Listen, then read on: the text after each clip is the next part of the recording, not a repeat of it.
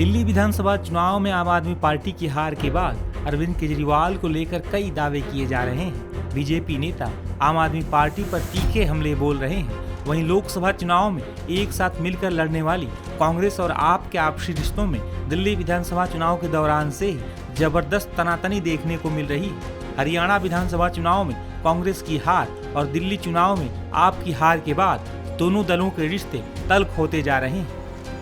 बता दें कि दिल्ली विधानसभा चुनाव के दौरान इंडी अलायंस में शामिल कई दलों ने कांग्रेस की बजाय आम आदमी पार्टी और अरविंद केजरीवाल का समर्थन किया था। अरविंद केजरीवाल का समर्थन करने वालों में शिवसेना उद्धव गुट भी शामिल रही है। इस बीच शिवसेना उद्धव गुट के नेता आदित्य ठाकरे की अरविंद केजरीवाल से मुलाकात हुई है। इसके कई राजनीतिक मायने निकाले जा रहे हैं। केजरीवाल से मुलाकात के बाद आदित्य ठाकरे ने क्या कहा है, सुनिए। अरविंद केजरीवाल साहब से मुलाकात हुई और शिवसेना उद्धव बाला साहब ठाकरे पार्टी के जो मन में है, जो दिल में है, वो साफ बात है कि सरकारें आते जाते रहती है, फिर आएगी, लेकिन रिश्ता तो ऐसे ही चलता रहेगा।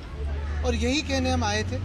उन्होंने जो पिछले 10 सालों में दिल्ली में जो काम किया है वो सारी जनता जानती है। ये जो चुनाव हुआ उसमें चुनाव का बहुत बड़ा हाथ था, आशीर्वाद था, और भाजपा ने चुनाव आयोग के तो आभार मानने ही जरूरी है। लेकिन यही बात है, कल जैसे मेरी राहुल जी से बात हुई, आज अरविंद जी से बात हुई, कि इंडिया गठबंधन हो या फिर हम सारी पार्टीज हो, कहीं ना कहीं हमें ये सोचना जरूरी है कि अभी अगला स्टेप क्या है, क्योंकि हमारी डेमोक्रेसी फ्री एंड फेयर नहीं रही है, इलेक्शंस फ्री एंड फेयर नहीं रहे। दोनों पार्टियों के नेताओं के मुलाकात के बाद आप सांसद संजय सिंह सामने आए और उन्होंने कई बातें कही हैं। आदरणीय आदित्य ठाकरे जी का, संजय रावत जी का, प्रियंका जी का, अरविंद सावंत जी का जो लीडर ऑफ लोकसभा है, और उद्धव बाला साहब ठाकरे शिवसेना के सभी माननीय सांसदों का हृदय से आभारी हूँ कि आज वो अरविंद केजरीवाल जी से मुलाकात करने के लिए आए थे। इनके प्रदेश अध्यक्ष मंगत राम मुंडे जी भी थे, और ये बहुत अच्छी बात है कि परिणाम की चिंता किए बगैर रिश्तों की बुनियाद मजबूत रहेगी, इसका भरोसा आदित्य ठाकरे जी ने और सभी साथियों ने दिलाया। और इस रिश्ते की मजबूती के साथ हम लोग आगे बढ़ेंगे, देश के लिए काम करेंगे। जो फैसला जनता ने दिया है और जो गड़बड़ियां हुई हैं उस पर भी बातचीत हुई, और आगे इसको लेके हम लोग क्या कर सकते हैं उसकी रणनीति बना रहे हैं। गौरतलब है कि महाराष्ट्र विधानसभा चुनाव में कांग्रेस, एनसीपी, शरद पवार गुट, शिवसेना, उद्धव गुट ने एक साथ मिलकर बीजेपी गठबंधन के खिलाफ चुनाव लड़ा था। हालांकि महाराष्ट्र में विपक्षी गठबंधन को करारी हार का सामना करना पड़ा था। कांग्रेस का प्रदर्शन भी इस दौरान काफी खराब रहा था। वहीं दिल्ली विधानसभा चुनाव में भी कांग्रेस का खाता नहीं खुला है। इस बीच इंडी गठबंधन में शामिल कई क्षेत्रीय दल इंडिया ब्लॉक के लीडरशिप में बदलाव की आवाज उठा चुके हैं। इस बीच आदित्य ठाकरे की अरविंद केजरीवाल से मुलाकात के बाद कई सियासी अटकलें लगाई जा रही हैं। हालांकि इस बीच बीजेपी ने आदित्य ठाकरे के बयान पर तीखा हमला बोला है। तो क्या आदित्य ठाकरे ये मानते हैं कि कांग्रेस पार्टी के 99 सांसद निष्पक्ष चुनाव से नहीं आए? क्या आदित्य ठाकरे ये मानते हैं कि झारखंड में जो हेमंत सोरेन की सरकार बनी वो निष्पक्षता से नहीं बनी है? क्या आदित्य ठाकरे ये मानते हैं कि ममता बनर्जी जो बंगाल में सरकार चला रही है उनके विधायक टीएमसी के निष्पक्ष नहीं है? क्या आदित्य ठाकरे ये मानते हैं कि 37 सांसद लेके अखिलेश यादव की पार्टी आई है तो वो निष्पक्ष नहीं है? पहले उसका जवाब दे दे। अगर वो निष्पक्ष नहीं है तो पहले आदित्य ठाकरे अखिलेश यादव को जवाब दे, ममता बनर्जी को जवाब दे, कांग्रेस पार्टी को जवाब दे, जिसके संसद में 99 मेंबर्स ऑफ पार्लियामेंट है। क्या प्रियंका गांधी निष्पक्षता से नहीं आई, धांधली होके आई है? क्या आदित्य ठाकरे ये बताना चाहते देश को? आदित्य ठाकरे एक नेपो किड है, वो उनको ज्यादा लोकतंत्र के बारे में ज्ञान नहीं है। वो उभर रहे हैं, देख रहे हैं, उनको सोने के चम्मच में सारी चीजें मिल गई है। उनको क्या पता कि लोकतंत्र क्या होता है, संघर्ष क्या होता है, आम व्यक्ति की कठिनाइयां क्या होती है, उनको इस बारे में ज्ञान नहीं है। आज वो कांग्रेस पार्टी का विरोध कर रहे हैं। राहुल गांधी आपको उनसे नहीं मिलना चाहिए, वो आपका विरोध कर रहे हैं। वो कह रहे हैं राहुल गांधी निष्पक्ष सांसद नहीं है, ये गलत तरीके से सांसद बने, ये आदित्य ठाकरे कह रहे हैं। उस राहुल गांधी को जवाब देना चाहिए, ममता बनर्जी को जवाब देना चाहिए।